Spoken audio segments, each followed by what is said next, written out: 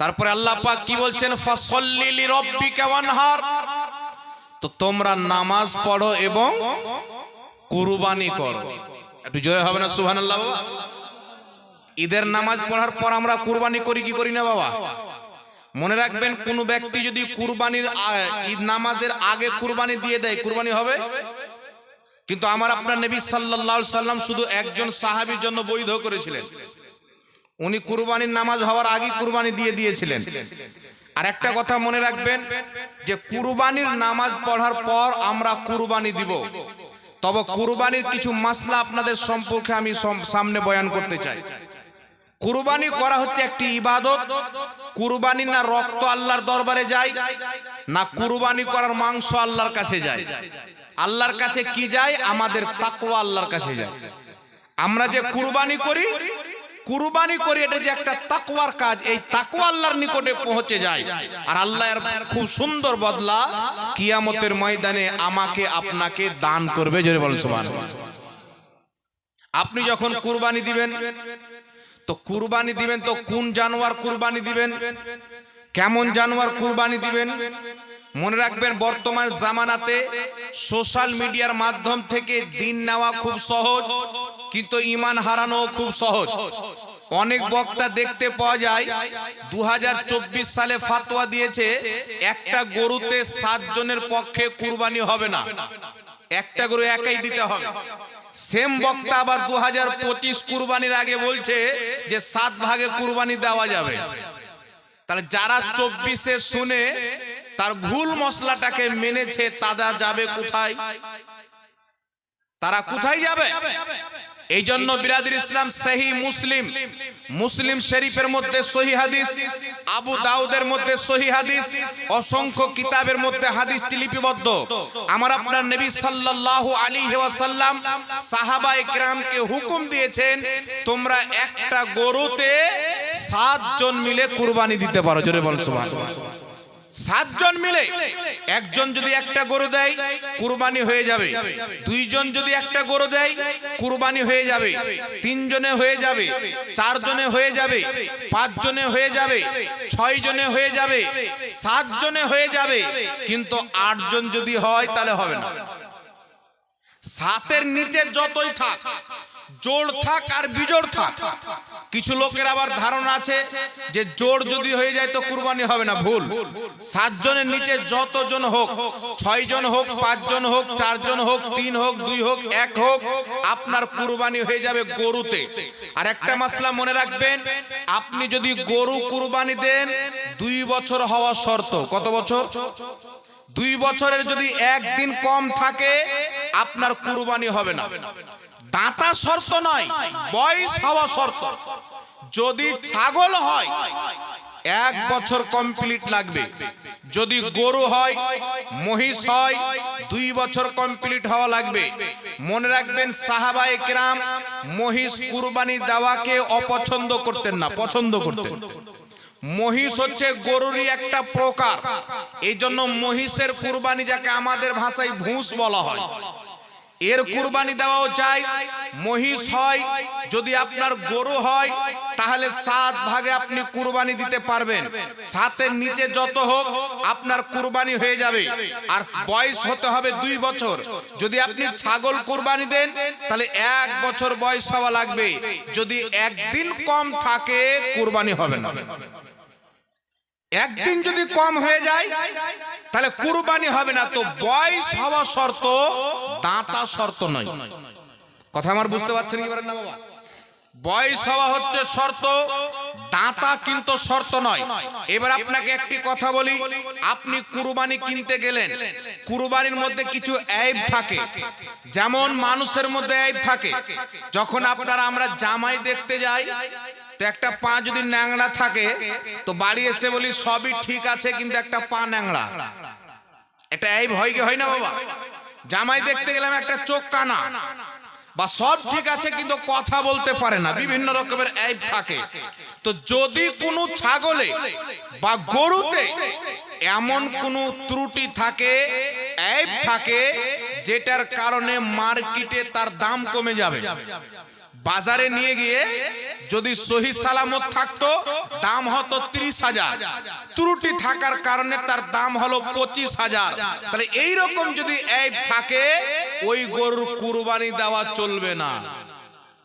কথা আমার বুঝতে পারছেন বাবা?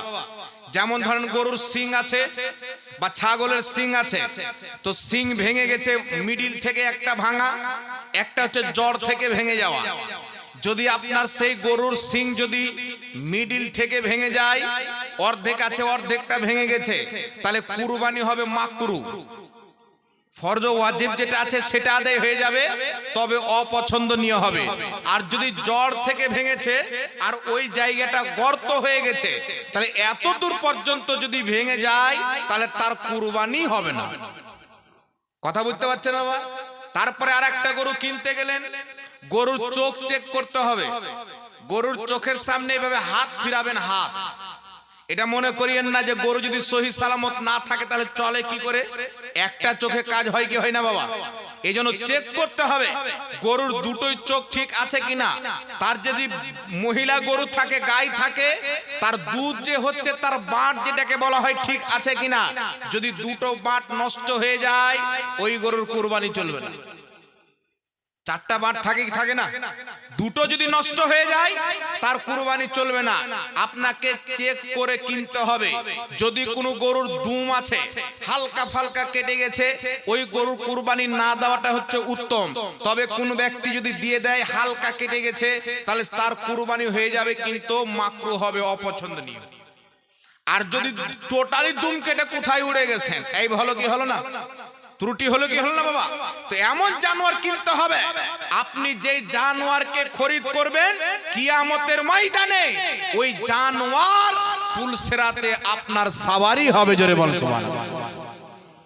পুলসেরাতে আপনার কি হবে? সাওয়ারি হবে। রিসেন্টলি ইউটিউবের মাধ্যমে, আমি নাম বলতে চাই না, যদি নাম বলা যায় তো ইউটিউবের মাধ্যমে একটা সম্প্রদায় বেরিয়েছে যারা নিজেকে আহলে হাদিস বলে দাবি করে। তাদের 100টার মধ্যে 99টা মাসলা হচ্ছে হাদিসের বিরুদ্ধে। না পড়ে ও যদি পড়ে না পায় তাহলে বলবে এটা কোরআন হাদিসে নাই। কিন্তু মসলা এটা নয়, এইভাবে মসলা বয়ান করতে হয় না। যদি কোনো মাসলা আমি খুঁজে না পাই, আমি এটা বলতে পারি এটা আমার জানা নাই, গবেষণা করে আমি বলবো। বা যেই আলিম মাসলাটা বয়ান করেছেন, আমার কর্তব্য হচ্ছে সেই আলিমকে জিজ্ঞাসা করা, হুজুর আপনি যে মাসলাটা বয়ান করেছেন কোন কিতাবে পেয়েছেন, নাকি বলেন? একটা মাসলা আমাদের সমাজের মধ্যে পাওয়া যায়, যেই ব্যক্তি কুরবানি দিবে তো কুরবানির জানোয়ারের রোম, যতটা রোম আছে আল্লাহ তার রোম সমতুল্য তাকে নেকি দান করবে। আছে না নাই বাবা? কিছু মৌলবি শুনতে পাওয়া যায়, মা বলছে বেটা কুরবানির জানোয়ার কিনে এসো, বাজার গিয়ে দেখবে যার সবচাইতে বেশি রোম বেশি ওই জানোয়ারটা তুমি খরিদ করে নিয়ে আসবে। এটা হচ্ছে জাল হাদিস, এটা কোনো হাদিসের কিতাবের মধ্যে নাই। কিন্তু বাবা এই মৌলবি মিথ্যা কথা প্রচার করলো। সুনানে ইবনে মাজার মধ্যে হাদিসটি লিপিবদ্ধ। রাসূলে কায়নাত সাল্লাল্লাহু আলাইহি ওয়াসাল্লামকে সাহাবা জিজ্ঞাসা করছেন, ইয়া রাসূলুল্লাহ, ইয়া হাবিবাল্লাহ, আমরা কুরবানি দিয়ে কি পাবো? রাসূলে পাক বলছেন, যেই জানোয়ারকে তুমি কুরবানি দিবে তার রোম সমতুল্য আল্লাহ পাক তোমাকে সওয়াব দান করবে। জোরে বলেন সুবহানাল্লাহ। এটা আমার রাসূল বলে গেছেন, তাই এটা সমাজের মধ্যে আলিম ওলমারা ছড়িয়ে দিয়েছে। তো নবীর একটা হাদিস হলো পাবলিক পর্যন্ত পৌঁছে দেওয়া, এটা আলিমদের দায়িত্ব। একটু জোরে বলতে হবে সুবহানাল্লাহ।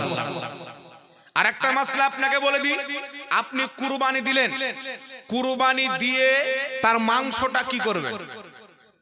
আমাদের এলাকায় কুরবানির মাংস 3 ভাগে বিভক্ত হয়। হয় কি হয় না বাবা? 3 ভাগে বিভক্ত হয়। বাংলাদেশে একটা মৌলবি বেরিয়েছে, ওর নাম ওকে কাজ্জাব বিন ইহুদি বললে চলবে। মানে এই মিষ্টি ভাষাতে মিথ্যা মিথ্যা ফাতোয়া মানুষকে দেয়। এ বলছে 3 ভাগ করতে হবে। এটা পৃথিবীর কোন কিতাবে নাই, এটা হলো জাল হাদিস, মানুষের বানানো হাদিস। কিন্তু বিরাদির ইসলাম ইমাম ইবনে কুদামা রাহমাতুল্লাহ আলাইহি নিজের কিতাব আল মুগনি, এই কিতাব সৌদি আরব রিয়াজ থেকে প্রকাশিত। আমি সেই কিতাবটি খরিদ করেছি আলহামদুলিল্লাহ। এই কিতাবের মধ্যে সহিহ সনদে হাদিস বর্ণিত। আমার আপনার নবীর অসংখ্য সাহাবা বয়ান করছেন, আল্লাহর নবী যখন কুরবানি দিতেন মাংসকে গোশতকে 3 ভাগে বিভক্ত করতেন। কত ভাগে বিভক্ত করতেন? 3 ভাগে বিভক্ত করতেন। সাহাবায়ে কেরাম বলছেন আল্লাহর হাবিব সাল্লাল্লাহু আলাইহি ওয়াসাল্লাম 1 ভাগ নিজের আহলে বাইত, নিজের ফ্যামিলির জন্য, নিজের পরিবারের জন্য রেখে দিতেন। আরেকটি ভাগ রাসূল পাক সাল্লাল্লাহু আলাইহি ওয়াসাল্লাম নিজের আত্মীয় স্বজনের জন্য বন্টন করতেন। আর তৃতীয় নাম্বার ভাগ রাসূল পাক সাল্লাল্লাহু আলাইহি ওয়াসাল্লাম ফকির মিসকিনে বন্টন করে দিতেন। কথা আমার বুঝতে পারছেন কি বলেন না বাবা? আমাদের নবী সাল্লাল্লাহু আলাইহি সাল্লাম 3 ভাগে মাংসকে বিভক্ত করেছেন। ইমাম ইবনে কুদামা আল মুগনি কিতাবের মধ্যে হাদিস লিখেছেন। প্রথম ভাগ নিজের, একটি ভাগ হচ্ছে নিজের ফ্যামিলির জন্য, আরেকটি ভাগ হচ্ছে আপনার আত্মীয় স্বজনের জন্য, আরেক ভাগ হচ্ছে আপনার ফকির মিসকিনের জন্য। তো আমার আপনার নবী মাংসকে গোশতকে 3 ভাগে বিভক্ত করেছেন। আর আমরা যুগ যুগ থেকে মাংসকে 3 ভাগে বিভক্ত করি। এখন আপনারা বলেন ভুল করি না সঠিক করি? কথা বলেন বাবা, ভুল করি না সঠিক করি? একটু আমার দিকে তাকান। এই মাসলাগুলি আপনাকে জেনে রাখতে হবে। এইগুলো আপনার জীবনে প্রয়োজন পড়বে বাবা। হঠাৎ করে কেউ এসে বলবে 3 ভাগে কুরবানির মাংস ভাগ করা যাবে না, কোনো হাদিসের কিতাবে নাই, তখন আপনি বলবেন হাদিসে নেই, এতদিন তাহলে আমরা ভুলই করে দিলাম। আপনার ব্রেন টনক মারবে কি মারবে না? তখন খোপড়ির মধ্যে শয়তান আসবে, আসার পরে বলবে এতদিন কি করলি, মাংস আর ভাগ করা যাবে না। মনে রাখবেন মুসলমান, 3 ভাগে বিভক্ত করা এটা আমার আপনার নবীর তরিকা। জোরে বলেন সুবহানাল্লাহ। এখানে একটা মাসলা জানতে হবে, অনেক কেউ 1 ভাগ নিজে রেখে নেয়, 1 ভাগ আপনার কুটুমকে দিয়ে দেয়, আর 1 ভাগ সমাজে পাঠিয়ে দেয় গরিব গারবাকে দেওয়ার জন্য। যারা কুরবানি দিতে পারেনি তাদেরকে সমাজের লোক দিয়ে দেয়, যারা মেন নেতা মানে সমাজের মন্ডল মাতাবর আছেন। উনারা কি করেন, সমাজের মধ্যে বা আরো কেউ কুরবানি দিতে পারেনি অভাবের কারণে, গরিব থাকার কারণে, তিনাদের মধ্যে মাংসটা বন্টন করেও অনেকটা বেঁচে যায়। বাঁচার পরে কি করে, আবার যারা মাংস জমা দিয়েছেন তাদের বাড়িতে ফিরিয়ে পাঠায়। তো সেই মাংসটা আবার নেওয়া যাবে কি যাবে না? মনে রাখবেন 3 ভাগে বিভক্ত করা এটা মুস্তাহাব, ভালো কাজ, উত্তম কাজ। কেউ যদি কুরবানি করে টোটাল মাংস বন্টন না করে নিজেই খেয়ে নেয় বাচ্চা কাচ্চাকে নিয়ে, তারও কুরবানি হয়ে যাবে। কথা আমার বুঝতে পারছেন বাবা? এটা ফরজ নয় যে 3 ভাগে বন্টন করা হচ্ছে ফরজ, বন্টন করলো না তো তার কুরবানি হলো না। আপনি আল্লাহর রাস্তায় কুরবানি দিলেন, সাথে সাথে আল্লাহ পাক কবুল করে নেয়। ভাগ যদি করেন, গরিব গারবাকে আপনি দিলেন, আপনি সওয়াব পাবেন। আত্মীয় স্বজনকে দিলেন, আপনি সওয়াব পাবেন। নিজে তো খাবেন, আত্মীয় স্বজন গরিব গারবাকে দিয়ে খান, আল্লাহ আপনাকে জান্নাতের ফল খাওয়াবে। বলেন সুবহানাল্লাহ। কথা আমার বুঝতে পারছেন কি পারেন না বাবা? তো সমাজে গরিব গারবার জন্য 1 ভাগ দিয়ে দিলেন।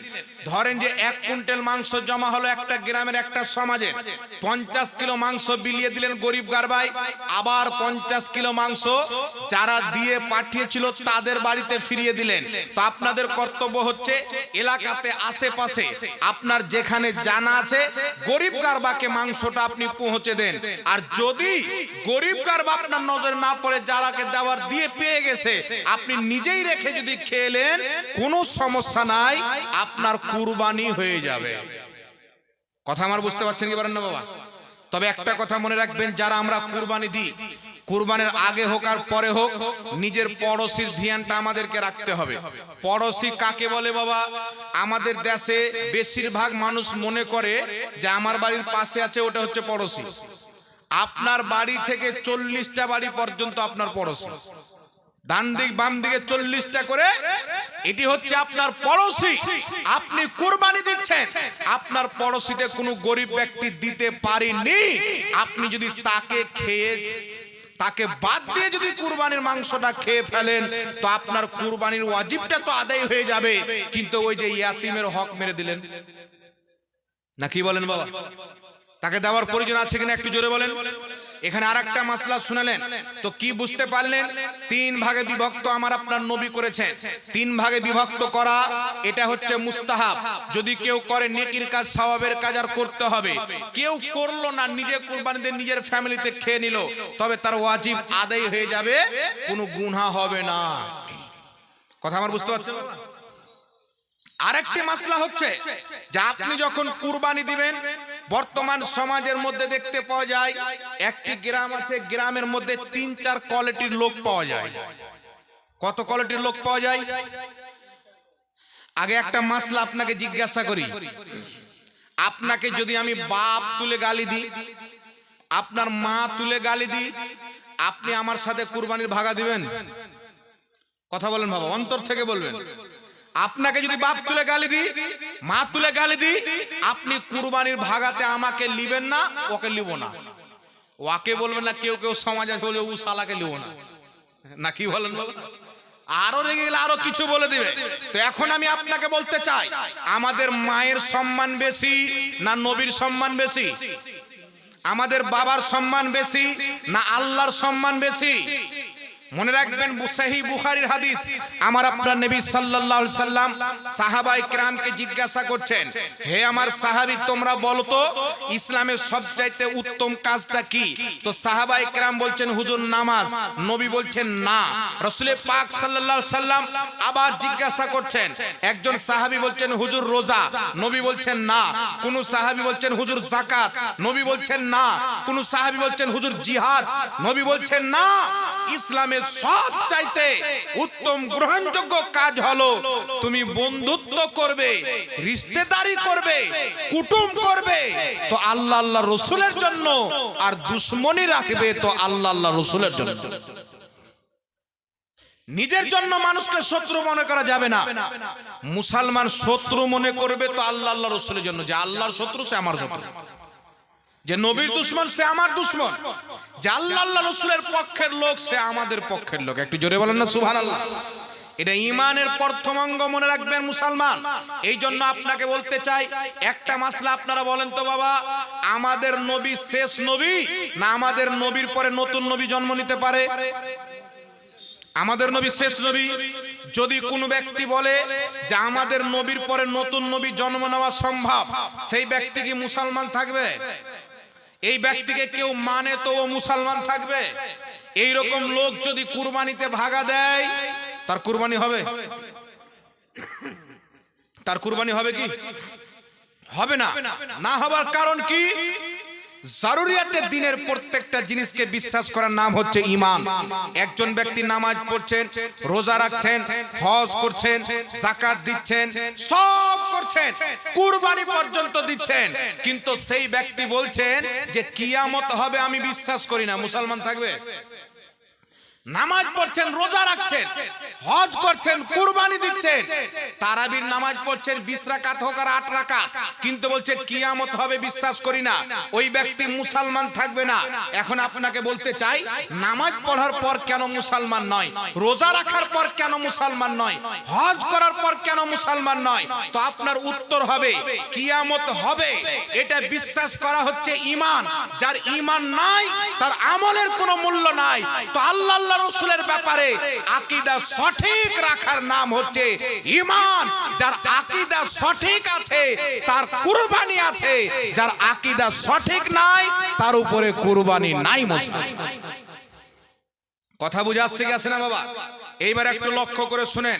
যদি আচ্ছা বলেন তো বাবা, আমার মতন লোকটা চুরি করতে পারে সম্ভব, মিথ্যা বলতে পারে সম্ভব, আপনি মিথ্যা বলতে পারেন সম্ভব, চুরি করতে পারেন সম্ভব, কিন্তু যদি কোনো ব্যক্তি বলে আল্লাহ মিথ্যা বলতে পারে, তার ঈমান থাকবে?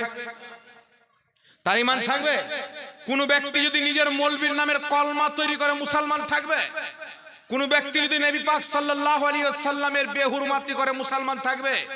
ইমাম কাজী আয়াজ রাহমাতুল্লাহ আলাইহি শিফা শরীফের মধ্যে লিখতেছেন, সমস্ত উম্মত একমত, যদি কোনো ব্যক্তি যতই কালেমা পড়ুক, যতই নামাজ পড়ুক, যদি কোনো ব্যক্তি আমার নবী সাল্লাল্লাহু আলাইহি ওয়াসাল্লামের জুতো মুবারককে জুতুয়া বলে দেয়, ও কাফির হয়ে যাবে।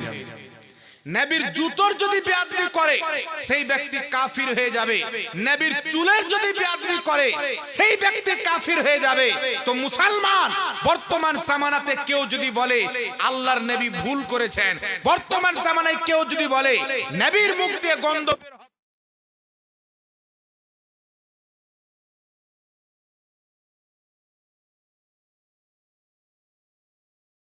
বের ना मौलाना मोहम्मद वाला अली सैयदना मौलाना मोहम्मद सल्लो अला मोहम्मदीन सल्लो अला मोहम्मद हरदम ज़बान से निकालो पाक नामे मोहम्मद हरदम ज़बान।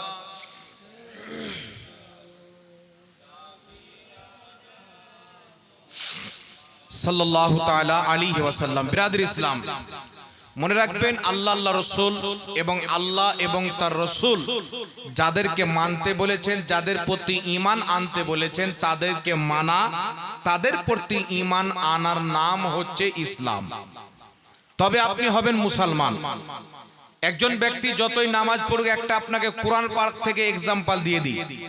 আল্লাহ সুবহানাহু তাআলা আমাদেরকে বুঝানোর জন্য পবিত্র কুরআনুল কারীমে চিউটির পর্যন্ত উদাহরণ পেশ করেছেন, ঘোড়ার পর্যন্ত আল্লাহ তাবারাক ওয়া তাআলা উদাহরণ পেশ করেছেন। এই পবিত্র কুরআন আল্লাহ তাবারাক ওয়া তাআলা একজন ব্যক্তির বর্ণনা করেছেন যাকে আমরা শয়তান বলে জানি। সেই শয়তান এক সমাতে মুআল্লিমুল মালায়েকা অর্থাৎ ফেরেশতাদের ওস্তাদ ছিল, শিক্ষক ছিল। আল্লাহ তাবারাক ওয়া তাআলা আরশের হাজারো বছর তাওয়াফ করেছেন, হাজারো বছর আল্লাহ তাবারাক ওয়া তাআলার মহা ফেরেশতাগণকে পড়িয়েছে। এমন কি যে কোটি কোটি বছর সেই ব্যক্তি আল্লাহকে সাজদা করেছেন। কেউ বলেছেন 90 কোটি বছর পর্যন্ত আল্লাহকে সাজদা করেছেন। সুবহানাল্লাহ।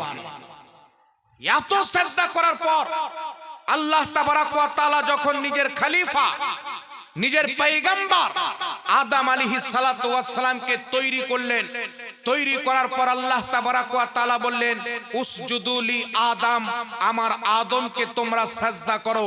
ফাসাজাদু, সবাই সাজদা করলো, ইল্লা ইবলিস, কিন্তু ইবলিস সাজদা করলো না। এখন আপনারা বলেন তো বাবা, ইবলিসের সাজদা ছিল কি ছিল না? কোটি কোটি বছর আল্লাহকে সাজদা করেছে, তাসবিহ তাহলিল সব করেছে। আর কত বড় জ্ঞানী ছিল যে ফেরেশতারা তার ছাত্র ছিল। এখন আপনি বলেন আদমকে সাজদা করলো না, তার 90 কোটি বছরের ইবাদত তাকে কি বাঁচাইতে পারলো? তার ঈমান রক্ষা করতে পারলো? তো বুঝা কি গেল, নামাজ যতই হোক, রোজা যতই হোক, হজ যতই হোক, যাকাত যতই হোক, যদি আপনার অন্তরে আল্লাহ এবং তার রাসূলের সচ্চা পাক্কা আদব না থাকে, আপনি কোনোদিন মুসলমান হতে পারেন না। মুসলমান হওয়ার জন্য আল্লাহ আল্লাহ রাসূলের আদব থাকা শর্ত। সাহাবা আহলে বাইতের আদব, আল্লাহর ওলিদের আদব এই অন্তরের মধ্যে রাখতে হবে।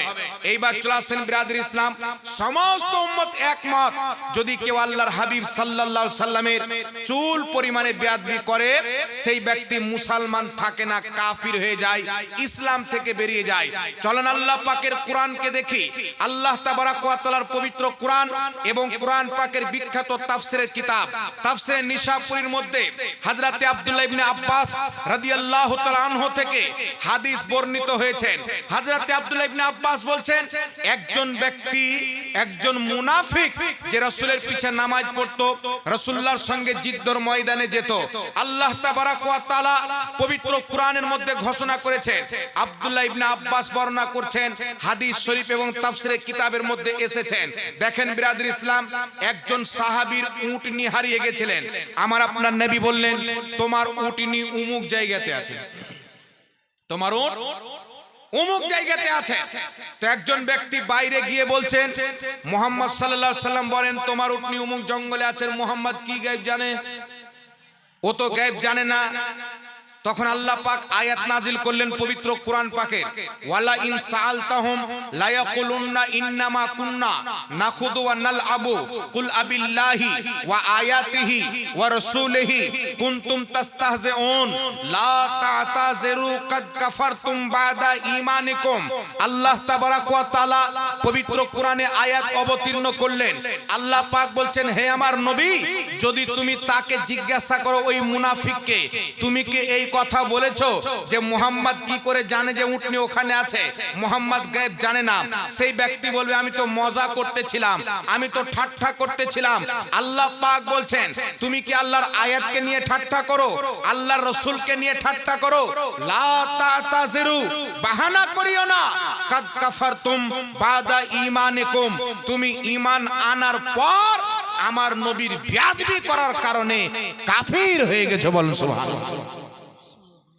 নবীর পিছে নামাজ পড়ার পর যুদ্ধের ময়দানে রাসূলুল্লাহর সঙ্গে গেছেন জিহাদ করতে, তারপরে নবীর বেয়াদবি করলে সেই ব্যক্তি যদি কাফির হয়ে যায়, আপনার ভাগবান গোলাই নামাজ পড়নেওয়ালা, মুর্শিদাবাদে নামাজ পড়নেওয়ালা যদি নবীর গুস্তাখের কাতারে থাকে, নামাজ যতই পড়ুক সেই ব্যক্তি মুসলমান থাকতে পারে না। মুসলমান থাকার জন্য নবীর অন্তরে আদব থাকা জরুরি। বলুন সুবহানাল্লাহ। আদব যদি না থাকে আপনি মুসলমান থাকবে না। এইবার আমার দিকে লক্ষ্য করেন বিরাদর ইসলাম, যেহেতু কুরবানির মাস চলছে, হুট করে যদি আমি আপনাকে বলে দিই জাহাঙ্গীর মৌলভীর সাথে ভাগ দিলে কুরবানি হবে না, আপনি বলবেন কি বলে দিল?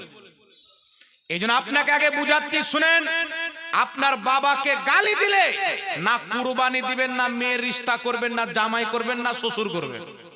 আপনার ভাইকে গালি দিলে, আপনার ছেলেকে গালি দিলে, আপনার মাকে গালি দিলে আপনি কোনোই মতে সহ্য করবেন না। এখন আপনি বলেন, আমাকে কান দিয়েছেন আল্লাহ, চোখ দিয়েছেন আল্লাহ, জবান দিয়েছেন আল্লাহ, বডি দিয়েছেন আল্লাহ, জমিন আসমান কুল কায়নাতের মালিক হচ্ছেন আল্লাহ। সকাল সন্ধ্যা দুপুর তিন বেলা আপনি আমি যে রিজিক খাই, সেই রিজিক দাতা রাজ্জাক হচ্ছেন আল্লাহ। এখন বলেন, যদি কোনো ব্যক্তি নিজেকে মুসলমান দাবি করার পর বলে যে আল্লাহও মিথ্যা বলতে পারে, তার সাথে কুরবানি হবে? ও মুসলমান থাকবে? আকীদার কিতাব খুলেন, মুহাদ্দিসিনে কেরাম বড় বড় ইমাম 1000 বছর পূর্বে, 1200 বছর পূর্বে, 1400 বছর থেকে নিয়ে আজ পর্যন্ত বড় বড় ইমাম আকীদার কিতাব লিখে দিয়ে দিয়েছেন আল্লাহর ব্যাপারে কি আকীদা রাখবেন।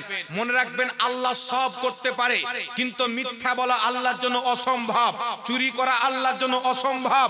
কারণ এইগুলো কাজ হচ্ছে এইব, এইগুলো কাজ হচ্ছে ত্রুটি। মিথ্যা বলা এইব, মিথ্যা বলা খোট, আর আল্লাহর কুদরত প্রত্যেক খোট থেকে, প্রত্যেক ত্রুটি থেকে পাক। জোরে বল সুবহানাল্লাহ। প্রত্যেক এইব থেকে পাক। আকীদাতুত তাহাবীর মধ্যে ইমাম তাহাবী রাহমাতুল্লাহ আলাইহি আকীদার ইমাম লিখছেন, আল্লাহ পাক মিথ্যা বলা থেকে পাক। যদি কোনো ব্যক্তি বলে আল্লাহ মিথ্যা বলতে পারে কিন্তু বলে না, আকীদাতুত তাহাবীর মধ্যে লেখা আছে ওই ব্যক্তি কাফির হয়ে যাবে। এটা আমার আপনার কিতাব নয়, সমস্ত মুসলিম উম্মার গ্রহণযোগ্য কিতাব। বলেন সুবহানাল্লাহ। তাহলে বলেন, যে ব্যক্তি মুসলমান থাকবে না এমন ব্যক্তির সাথে যদি আমি ভাগা দিই, কুরবানি হবে? মনে রাখবেন। তারপর চলে আসেন বিরাদর ইসলাম। আচ্ছা বলেন তো, আল্লাহ পাকের সৃষ্টিতে আমাদের নবীর চাইতে বেশি জ্ঞান আল্লাহ কাউকে দিয়েছেন? জোরে বলতে হবে, দিয়েছেন? আচ্ছা বলেন তো, শয়তানের জ্ঞান বেশি না নবীর জ্ঞান বেশি? নবীর জ্ঞান বেশি। কিন্তু বিরাদর ইসলাম, খলিল আহমদ আমবেঠি ব্রাহিনের কাতিয়া কিতাবের 122 পৃষ্ঠার মধ্যে লিখছেন, শয়তানের জ্ঞান নবীর জ্ঞান চাইতে বেশি। এটা কোরআনের অকট্ট দলিল দ্বারা প্রমাণিত, কিন্তু নবীর জ্ঞান বেশি আর কোনো দলিল নাই। নাউজুবিল্লাহ বলবেন না? শুধু তাই নয়, আশরাফ আলী থানভী নিজের কিতাব হিফজুল ইমানের 8 নাম্বার পৃষ্ঠার মধ্যে লিখতেছেন, নবীকে আল্লাহ যতটুকু জ্ঞান দান করেছেন ততটুকু জ্ঞান প্রত্যেক জানোয়ারকে, প্রত্যেক পাগলকে, প্রত্যেক বাচ্চাকেও দান করেছেন। নবীর মতন জ্ঞান প্রত্যেক জানোয়ারকে আছে, প্রত্যেক বাচ্চাকে আছে, প্রত্যেক পাগলকে আছে। এত বড় কথা বলার পর মুসলমান থাকবে বাবা? জোরে বলতে হবে মুসলমান থাকবে। রশিদ আহমদ গাঙ্গুহি ফাতাওয়া রশিদিয়ার মধ্যে লিখছেন আল্লাহ মিথ্যা বলতে পারে। দেওবন্দ মাদ্রাসার প্রতিষ্ঠাতা কাসিম নানতাবি তাহজিরুন নাস কিতাবের 25 পৃষ্ঠার মধ্যে লিখছেন আমাদের নবীর পর নতুন নবী জন্ম নেওয়া সম্ভব। জোরে হবে না নাউজুবিল্লাহ? আমার নবীর পরে নতুন নবী জন্ম নেওয়া সম্ভব।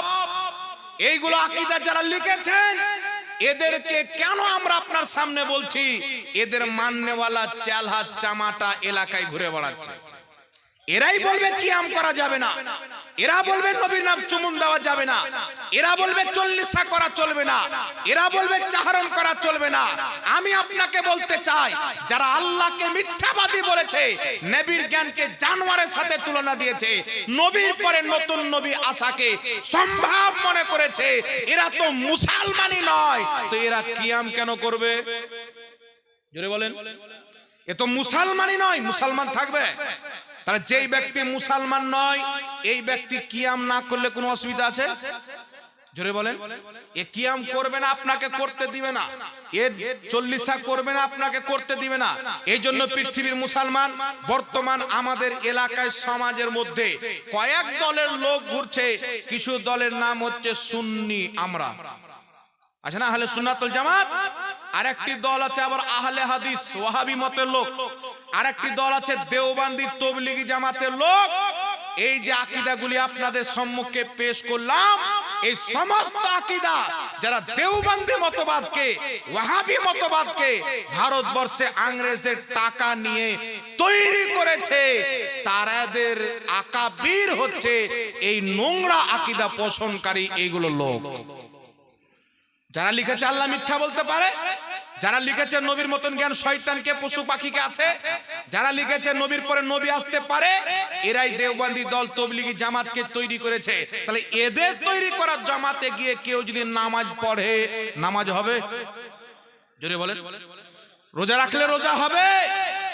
এদেরকে যারা মানে তাদেরকে বলা হয় তবলিগি জামাত, তাদেরকে বলা হয় দেওবন্দি মতের লোক। আর যদি কেউ বলে যে মুফতি সাহেব মিথ্যা বলছেন, নাউজুবিল্লাহ, এখানে রেকর্ডিং হচ্ছে, এনি টাইম চ্যালেঞ্জ, আমি বসার জন্য প্রস্তুত আছি। যতটি তাদের নোংরা আকীদা বয়ান করেছে, যদি তাদের ওইগুলো কিতাবের মধ্যে না থাকে, যেটা চোরের শাস্তি ওটা আমার শাস্তি। এখন যদি আমি আপনাকে বলি আপনার মতন জ্ঞান তো আমার বাড়িতে যেটা কুরবানির ছাগল বাঁধা আছে তাকে আছে, আপনার অপমান হবে কিনা? হবে কিনা?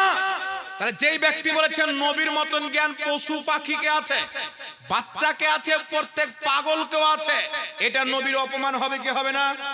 নবীর অপমান করলে মুসলমান থাকবে? আশরাফ আলী থানভী থাক বা আশরাফ আলী থানভীর বাপ থাক, একে মুজাদ্দিদ মানে তবলিগি জামাতের লোক, একে নিজের ইমাম মানে দেওবন্দি দলের লোক।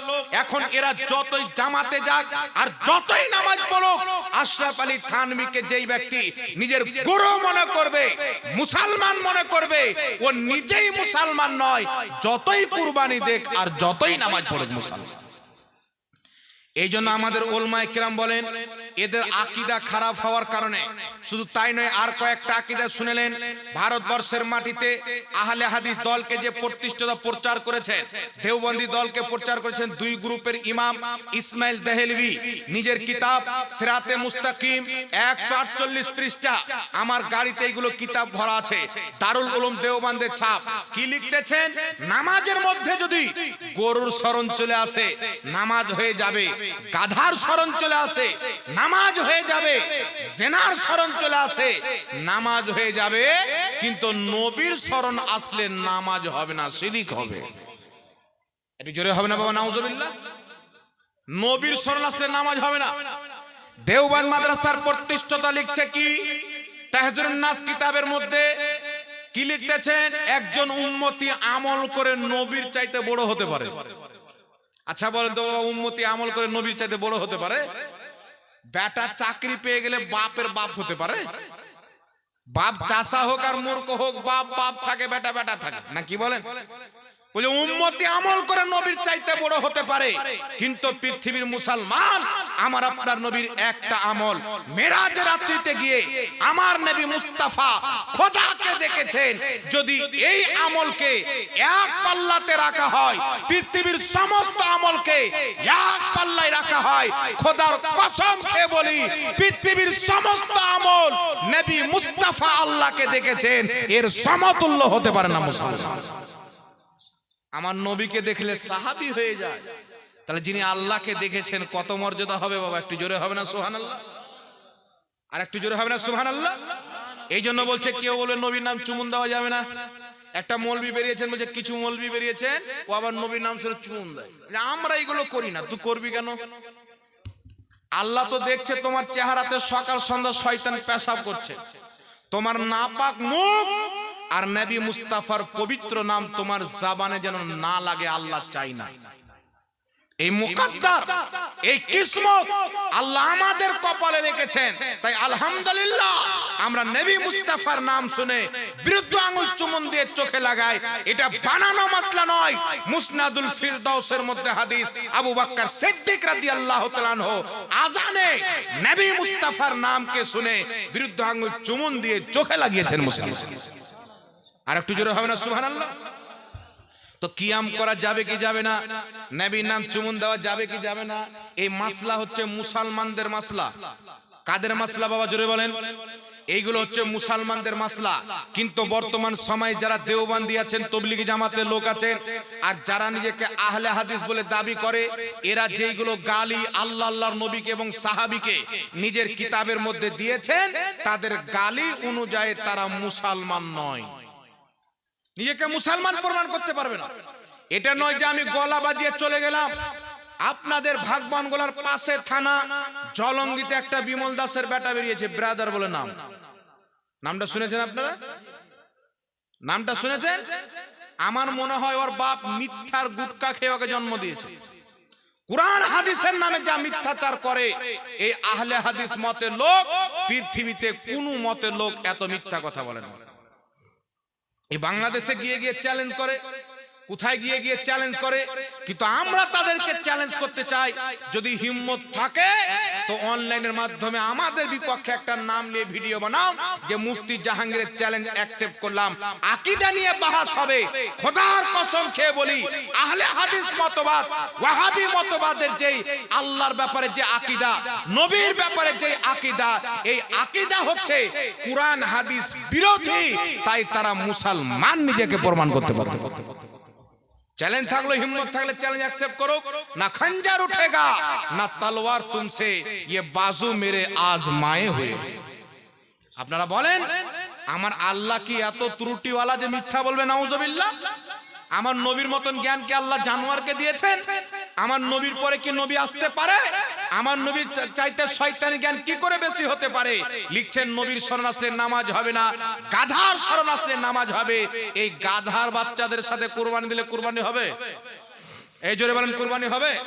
মনে রাখবেন, যদি 6 জন সুন্নি জামাতের লোক থাকে, আহলে সুন্নাত ওয়াল জামাতের 6 জন ব্যক্তি যদি একটা গরুতে থাকে, একটা যদি তবলিগি জামাতের লোক থাকে, দেওবন্দি লোক থাকে, ওয়াহাবি আহলে হাদিস লোক থাকে, কওরির কুরবানি হবে না।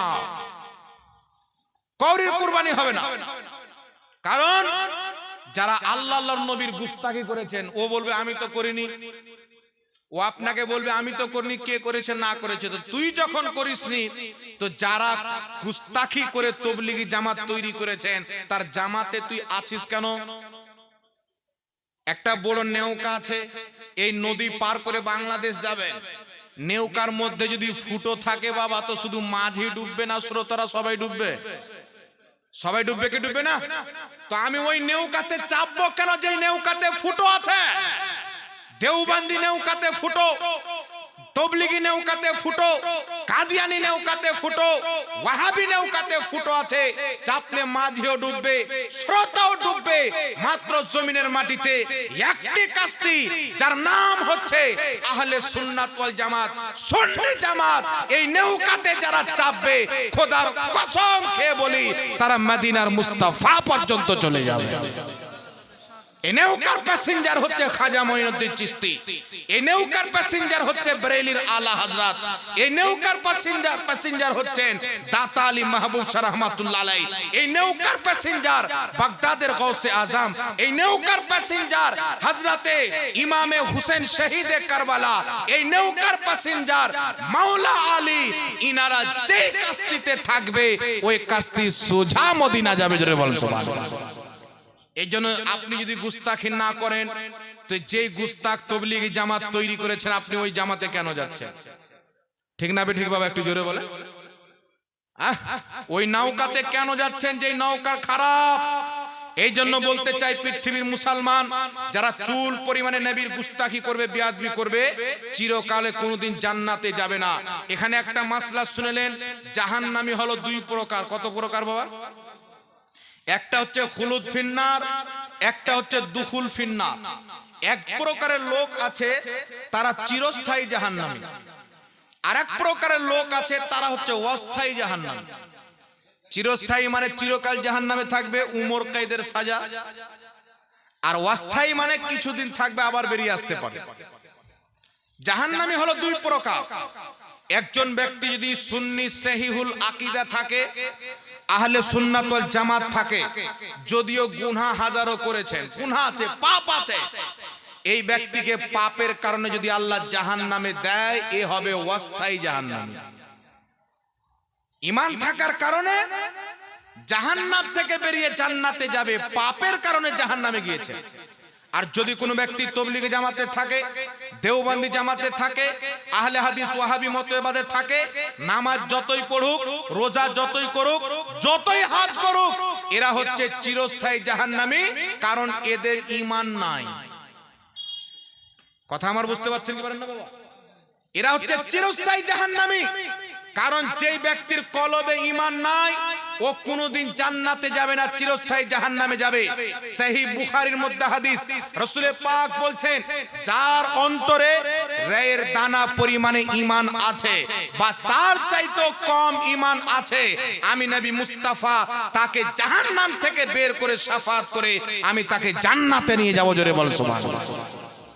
রায়ের দানা পরিমাণ ঈমান, তার চাইতেও যদি কম ঈমান থাকে, নবী শাফাত করে জান্নাতে নিয়ে যাবেন। এই হযরতে ইমাম ইবনে মাজাহ নিজের কিতাব সুনান ইবনে মাজাহর মধ্যে সহিহ সনদে হাদিস নিয়েছেন। আন আনাস ইবনে মালিক রাদিয়াল্লাহু তাআলা আনহু قال قال رسول الله صلى الله عليه وسلم শাফাআতি লিআহলিল কাবাইর মিন উম্মতি। রাসূল পাকের সাহাবী হযরতে আনাস বর্ণনা করছেন, আল্লাহর নবী বলেছেন, আমার শাফাআত হচ্ছে আমার উম্মতের বড় বড় পাপীদের জন্য।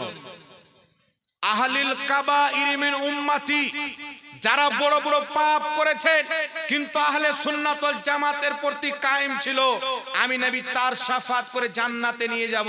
এবার আপনারা বলেন, কেউ যদি নবীর চুল পরিমাণে বেয়াদবি করে তার ঈমান থাকবে বাবা? কথা আপনাকে বুঝতে হবে। এখানে আমি বুঝাতে এসেছি, মাজমা লুটতে নয়। এমন বক্তব্য আমাদের জানা আছে, স্টেজ থেকে বারবার নারা লাগবে, সব খুশি হয়ে জয় হয়ে চলে যাবে। কিন্তু আমার উদ্দেশ্য হচ্ছে, আমার বক্তব্য শুনে যদি একটা লোকের ঈমান আকীদা আমল বেঁচে যায়, ওটাই আমার জন্য সফলতা। কথা আমার বুঝতে পারছেন কি পারেন না বাবা? এবার আপনারা বলেন তো, নবীকে কেউ গালি দিলে ঈমান থাকবে? তো নবীর মতন জ্ঞান প্রত্যেক পশু পাখিকে আছে, এটা নবীকে গালি দেওয়া হলো না? আল্লাহ মিথ্যা বলতে পারেন, গালি দেওয়া হলো কি হলো না আল্লাহকে? নবীর পরে নতুন নবী আসতে পারে, এটা আল্লাহর অপমান হলো, নবীর অপমান হলো। কারণ আল্লাহ কোরআনে বলেছেন খাতামান নবিয়্যিন, নবী বলেছেন লা নবিয়্যা বাদি, আমার পরে কোনো নবী নাই। আর দেওবন্দীদের প্রতিষ্ঠতা, তবলিগি জামাতের প্রতিষ্ঠতা কাসিম নানতাই বলছেন নবীর পরে নতুন নবী জন্ম নিতে পারে। তাহলে আপনারা বলেন, এই ধরনের আকীদা রাখলে কি ঈমান থাকবে? থাকবে বাবা? কোনই মতে থাকবে না। এই জন্য আমরা যে কুরবানিটা দিই, এটা হচ্ছে আমাদের বাপ ইব্রাহিম আলাইহিস সালামের সুন্নাত। আল্লাহর নবীকে জিজ্ঞাসা করা হলো, হুজুর কুরবানি কি? নবী বলছেন, তোমাদের বাপ আদম হযরতে ইব্রাহিম আলাইহিস সালামের সুন্নাত। আপনারা সকলে শুনেছেন ইব্রাহিম আলাইহিস সালামকে আল্লাহ পাক স্বপ্নে দেখিয়েছিলেন যে তোমার যেটা সবচাইতে প্রিয় জিনিস সেটাকে তুমি আল্লাহর রাস্তাতে কুরবানি দাও। উনি উট জবাই করছেন, জানোয়ার জবাই করছেন, আবার একই স্বপ্ন দেখছেন। আল্লাহ পাকের ইলহামে বুঝতে পারলেন আমি সবচাইতে বেশি ভালোবাসি আমার ছেলে ইসমাইল আলাইহিস সালামকে। আর ইসমাইল আলাইহিস সালাম থেকে কুরাইশ বংশ এসেছেন, আরেকটা তিনার ছেলে ইসহাক আলাইহিস সালাম উনার থেকে ইহুদি বংশ এসেছে। কথা বুঝছেন বাবা? হযরতে ইব্রাহিম খলিলুল্লাহ যখন কাবা ঘরকে নির্মাণ করলেন, বানালেন, কাবা ঘরের পাশে দাঁড়িয়ে তিনি দোয়া করেছিলেন, আল্লাহ তুমি আমার আল আওলাদের মধ্যে একটি নসলকে তুমি বেছে নাও আর সেই নসলকে পবিত্র রেখে তার মধ্যে তুমি নবী পাঠাও। আল্লাহ তিনার দোয়া কবুল করেছেন। ইসমাইল আলাইহিস সালামের খানদান থেকে কুরাইশ খানদানে আল্লাহ নবী পাঠিয়েছেন। ইহুদিদের ধারণা ছিল যে নবী আসবে আমাদের খানদানে, কিন্তু এসেন কার খানদানে? কুরাইশ বংশে। তাই ইহুদিদের পাদ্রীরা জানতো যে ইনি আল্লাহর নবী। আমাদের নবীর হাতকে চুমুন দিত, কদম বসি করত। আবু দাউদের মধ্যে হাদিস, ইহুদির জামাত আসলো, আসার পরে নবীর হাত পাওকে চুমুন দিল নবী বলে, কিন্তু ঈমান আনেনি। অহংকার। আমাদের বংশের নবী আসার কথা, কুরাইশ বংশে চলে এসেছে হিংসা। বাবা কথা বুঝতে পারছেন? আমাদের এখানে ভোটে হিংসা হয় কি হয় না বাবা? ওই বংশ দাঁড়িয়ে গেছে আপনার তৃণমূল কংগ্রেসে, এই বংশে দাঁড়িয়ে গেছে আপনার শুধু কংগ্রেসে।